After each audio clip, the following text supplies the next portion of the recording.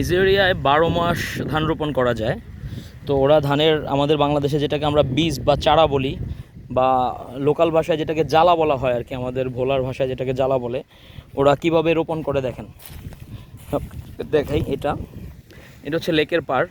এখানে পানি স্বল্পতা নাই। আমি যেই সিটিতে থাকি এই সিটিতে পানি স্বল্পতা খুব কম। এবং ওরা ওদের ধানকে কিভাবে রক্ষা করে, কারণ প্রচুর পাখি আসে, ওরা ধানকে রক্ষা করার জন্য পুরো জমির উপরে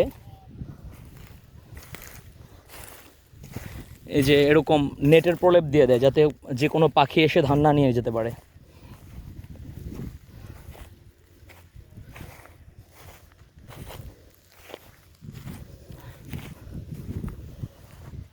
নাইজেরিয়ায় প্রচুর পরিমাণ অনাবাদি জমি পড়ে থাকে, কারণ হচ্ছে সব জমি পাথুরে জমি।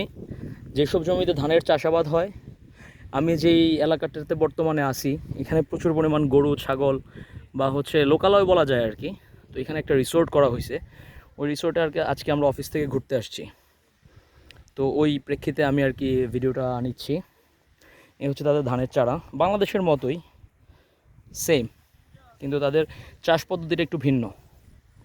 তারা পুরো ধানের উপরে দেখতে পাচ্ছেন আপনারা, এই যে নেট দিছে, সম্পূর্ণ নেট দেওয়া, যেন কোনো পাখি এসে কিছু না নিতে পারে।